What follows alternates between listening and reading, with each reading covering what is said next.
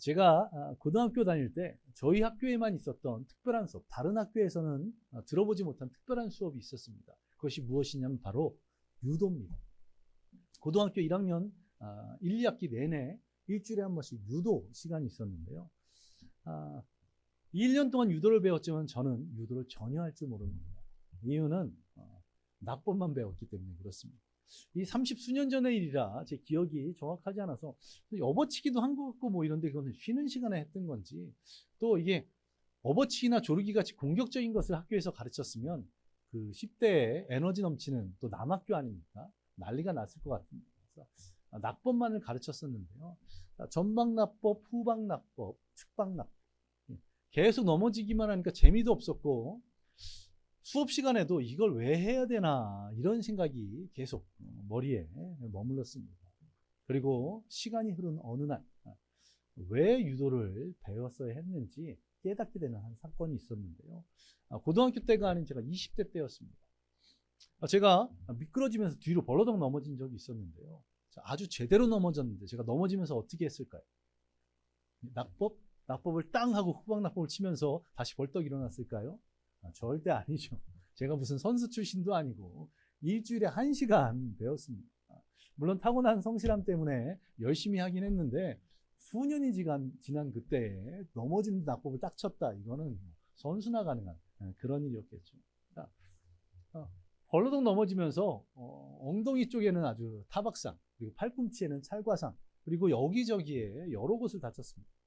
그런데 한 군데 전혀 다치지 않은 곳이 있었는데 어디였을까요? 머리. 한 군데 머리. 그러면서 그때 제가 생각난 것이 무엇이냐면 목을 들어라. 이 낙법을 하면서 이 선생님이 말씀해 주신 것이 있었는데, 낙법을 왜 하느냐? 팔이 손상되면서 머리를 보호하는 거랍니다. 낙법 해보신 분 계시나요? 낙법을 배워보신 분? 많이 계시네요.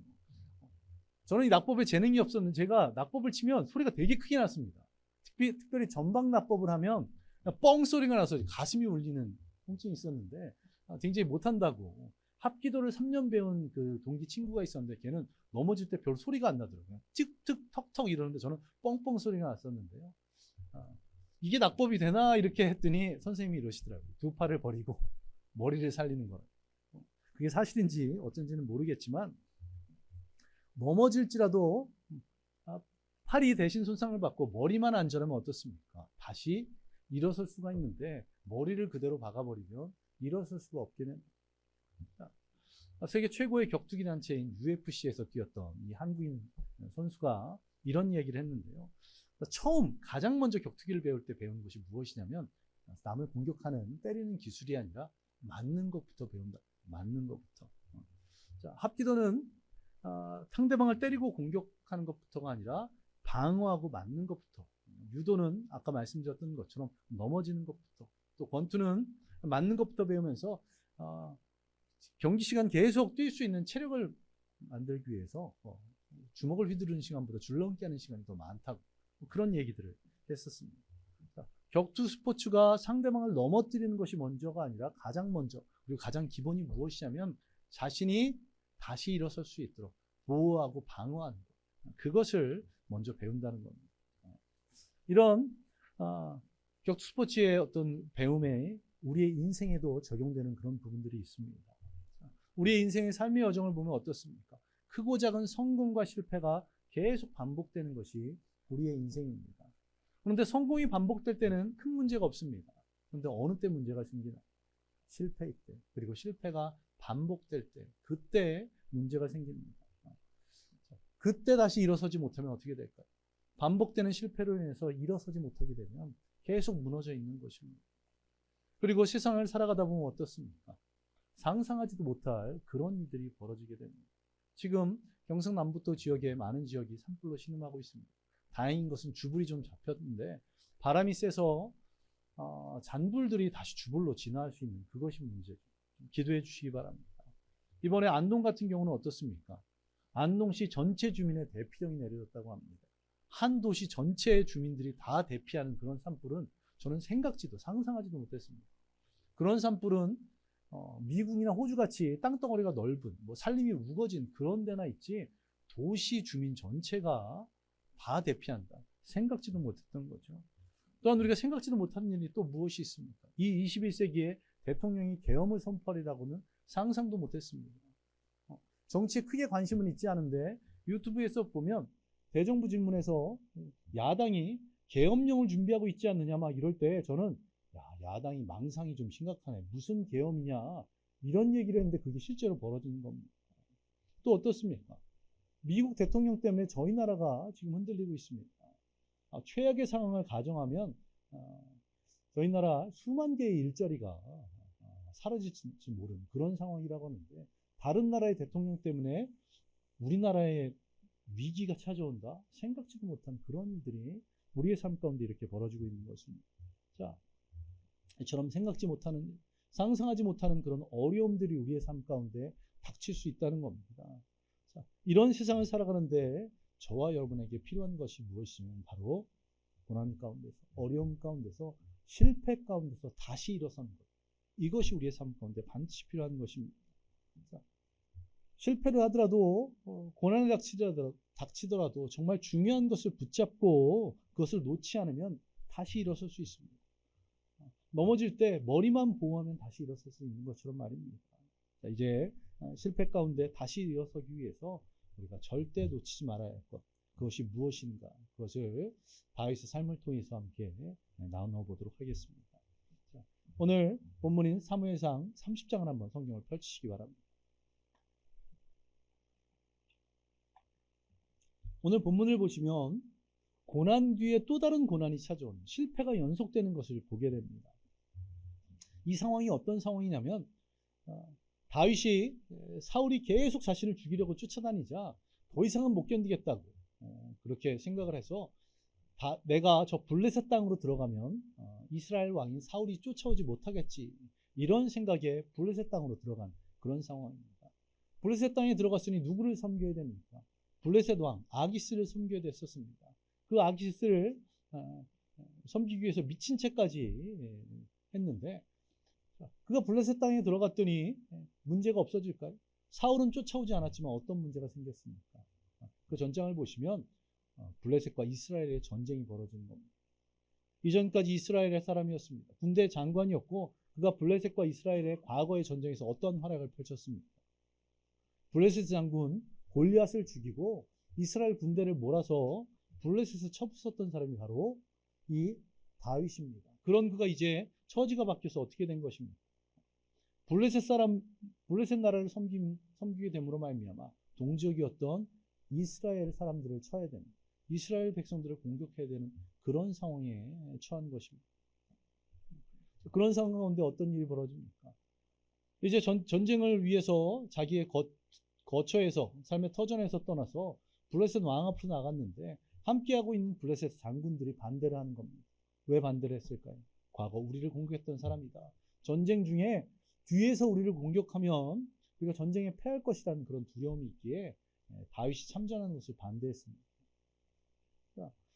이러기도 저러기도 어려운 상황 가운데서 블레셋 장수들의 반대로 말미암아 고난을 벗어났습니다. 그리고 이제 다시 자신의 삶의 터전이었던 시글락에 돌아왔을 그때에 일어난 일이 오늘 본문의 내용입니다. 어떠한 일이 벌어졌습니까? 왔더니 자신의 삶의 터전이 불타고 있는 겁니다.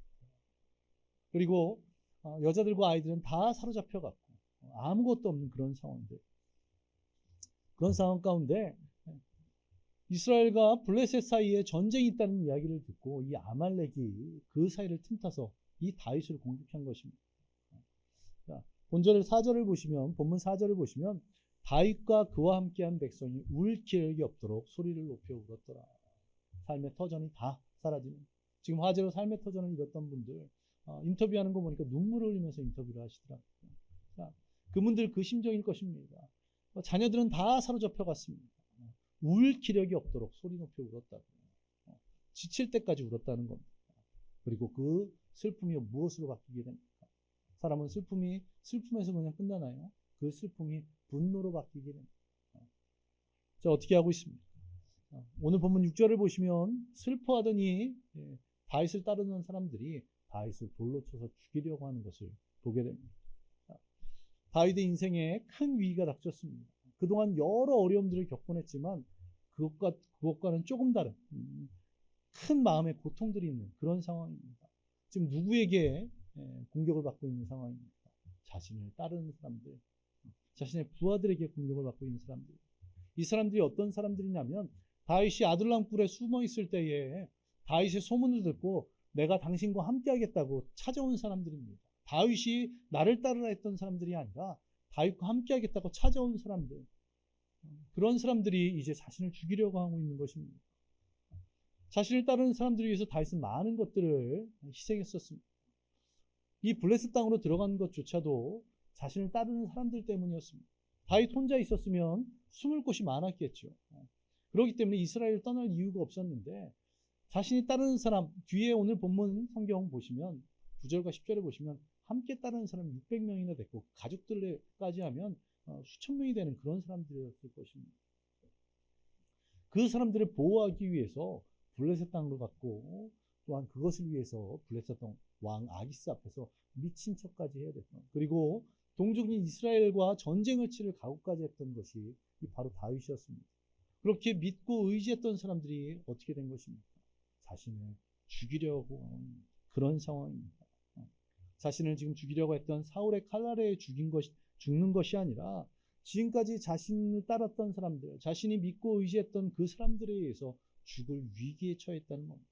다윗이 생각지도 못했던 위기가 찾아온 것입니다. 이때 다윗이 그때에 드디어 정신을 차립니다. 자신이 의지할 대상이 자신을 지지했던, 자신을 따랐던 사람이 아닌 하나님이라는 것. 그것을 다시 한번 깨닫는 것입니다. 하나님의 백성, 하나님의 자녀가 하나님만을 의지하는 것은 어쩌면 당연한 것일 겁니다. 그런데 여러분, 우리의 삶을 한번 돌아보시기 바랍니다. 내 삶에 생각지 못했던 문제들이 있을 때, 어려움이 닥칠 때 무엇을 떠올리게 됩니까? 저도 산불이 막 심각해지다는 얘기에 기도하기보다 정부에서 왜 이것을 미리 준비하지 못했는가, 지자체에서 이때마다 산불이 있는데 왜 미리 준비하지 못했는가를 비난하는 저희 모습을 발견할 수 있었습니다. 하나님을 믿는 자들이, 하나님의 자녀들이 하나님을 의지하는 것이 당연함에도 불구하고 삶의 분주한 상황들, 고난의 때가 되면 누가 나를 도울 수 있을까 사람을 찾게 되고, 어떤 방법이 이 위기를 벗어날 수 있을까 내가 방법을 찾고 내가 계획을 하게 된다는 것입니다. 이때 다윗은 깨달았던 것입니다. 이 고난 가운데, 이 목숨을 잃을 수 있는 위기 가운데 하나님의 음성을 들었던 것입니다. 내가 믿는 것이 무엇이냐, 내가 의지할 바가 무엇이냐고. 이처럼 고난의 때, 어려움의 때 우리가 진정 의지할 바, 우리가 믿고 바라봐야 될 바가 무엇인지를 깨닫는 저와 여러분 되시기 바랍니다. 평소에도 이것을 깨달으면 얼마나 좋겠습니까?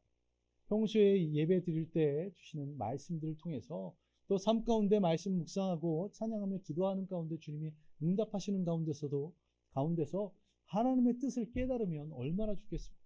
그런데 어떤 때에 깨닫게 되나?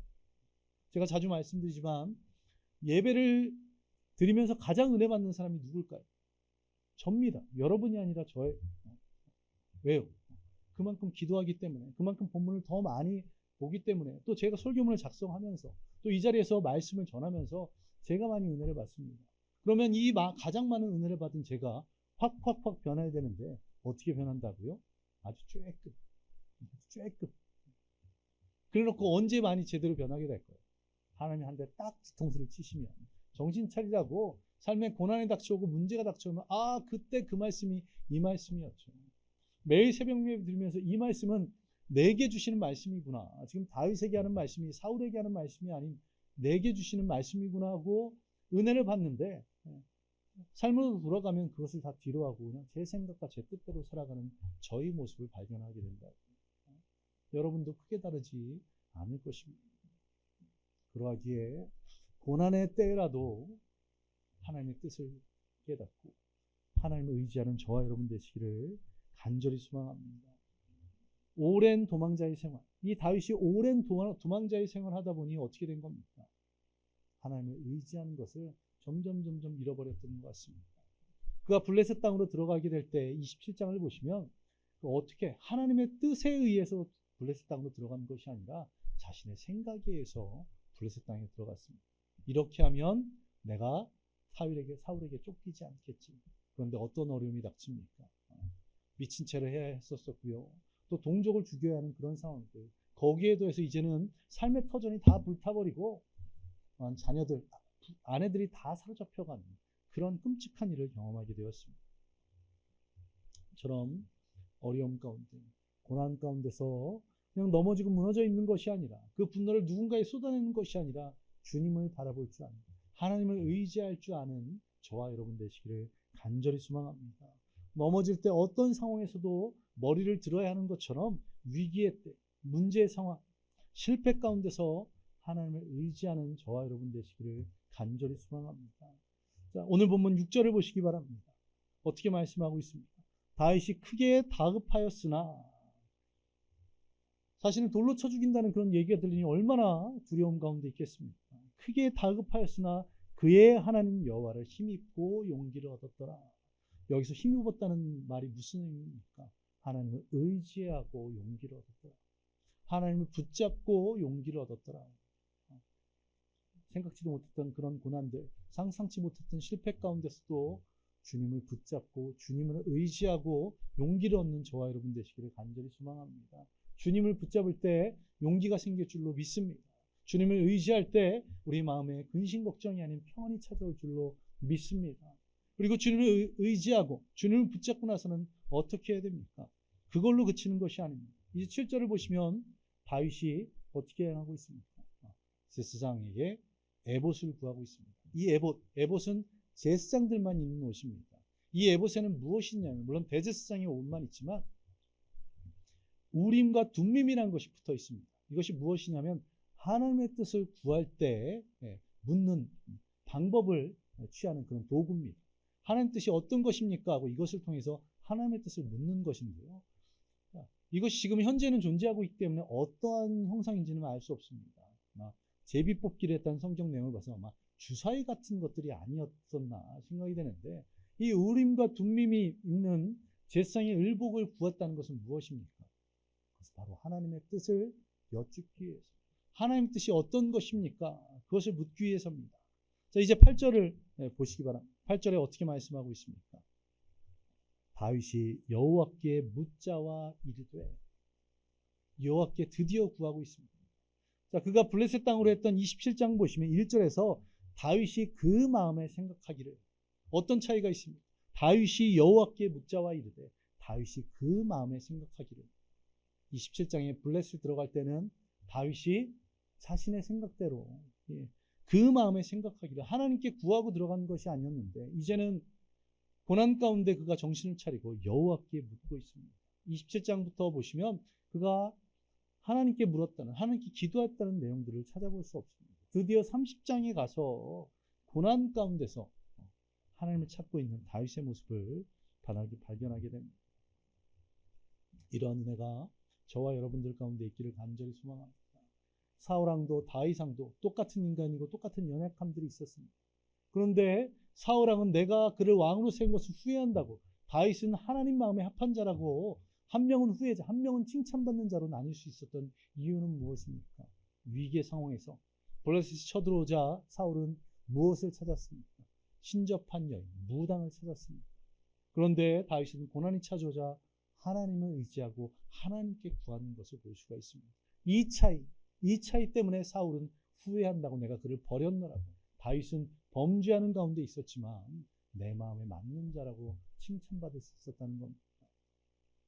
고난의 때, 생각지도 못했던 실패의 때에 하나님을 붙잡고 하나님을 의지하시기 바랍니다. 그리고 그 가운데 간절히 기도하면서 하나님의 뜻을 구하는 저와 여러분 되시기를 간절히 소망합니다. 그렇게 실패 가운데 주님을 붙잡으시기 바랍니다. 어려움 가운데서도 주님의 뜻을 구하는 저와 여러분 되시기를 간절히 소망합니다.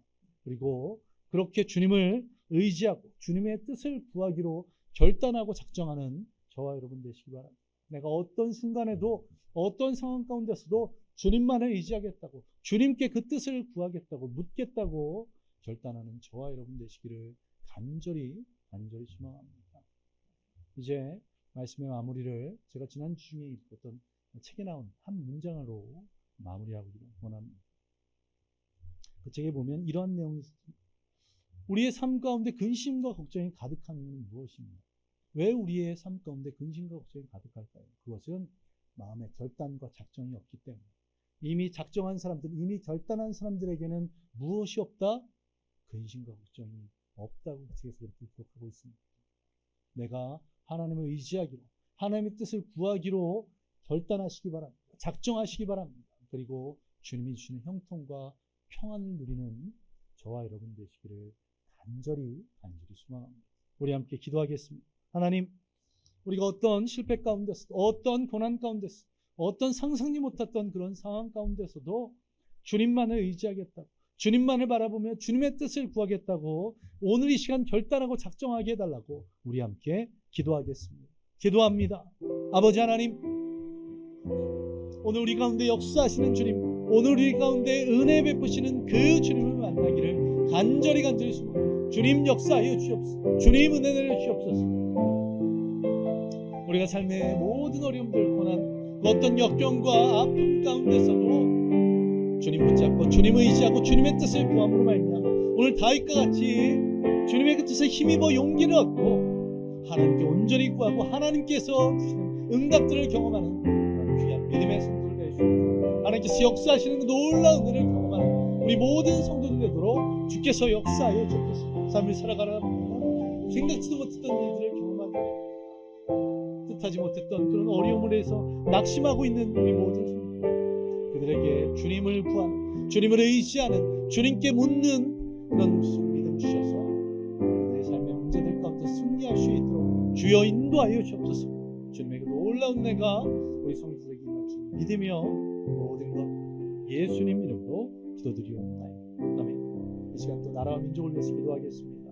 기도할 때 산불이 속히 진화되고 또 삶의 터전을 잃은 이재민들이 다시 일어서 힘을 달라고, 또 정부와 지자체에서 또 온 국민들이 함께 협력하여서 그들의 어려움들을 돌아볼 수 있도록 기도해 주시고, 또 정치, 또 경제의 모든 위기들이 속히 사라질 수 있도록 다시 한번 이 나라가 도약하도록 우리 나라와 민족을 위해서 함께 기도하겠습니다. 기도합니다. 아버지 하나님, 이 나라 이 민족 가운데 주님 역사하여 주옵소서.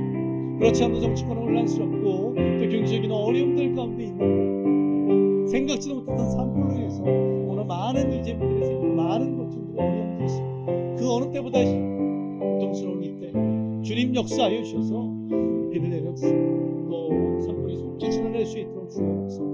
큰 바람 불지 않고 건조한 날씨에서 벗어날 수 있도록 주여 인도하여 주시고, 또 이 나라 정부와 온 지자체, 온 국민들이 협력하여서 저희 어려움들 겪은 이재민들을 도울 수 있도록 주여 인도하여 주시고, 정치권의 혼란들 속히 정리되게 하여 주시고, 경제 위기에서 벗어나 다시 한번 이 나라가 발전할 수 있도록 주님께서 은혜를 부어주시옵소서. 그렇게 주님께서 역사하심을 믿으며 이 나라의 민족 은혜 베푸신 주님께 감사드립니다. 이 모든 것 예수님 이름으로 기도드리옵나이다. 아멘. 아버지 하나님 감사드립니다. 오늘도 주님께서 우리 가운데 귀한 은혜를 부어주셔서 말씀하여 주시니 감사드립니다. 이 말씀 붙잡고 우리가 오늘 이 예배를 통해서 결단하기 원합니다. 작정하기 원합니다. 삶의 근심 걱정이 없도록, 어떤 어려움과 또 실패 가운데서도 다시 일어서도록 주님만을 믿고 의지하겠다고, 주님의 뜻을 구하겠다고, 주님 말씀에 순종하겠다고 결단하는 모든 성도들 되게 하시고, 그 결단을 통해서 삶의 문제들 가운데서 언제나 다시 일어서는, 실패 가운데 승리하는 우리 모든 성도들 되도록 주여 인도하여 주시옵소서. 또한 이 나라 이 민족 가운데 주님 은혜를 부어주시기 원합니다. 속히 산불이 진화되고 또 이재민들이 온 국민의 관심을 통해서 다시 일어설 새 힘을 얻을 수 있도록 주님 역사하여 주시고, 또 정치와 경제가 속히 안정되어서 다시 한번 도약하는 이 나라가 되도록 주여 역사하여 주시옵소서.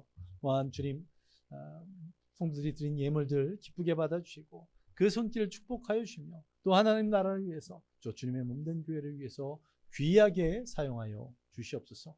오늘도 베푸신 그 은혜 감사드리며 예수님 이름으로 기도드렸습니다. 아멘.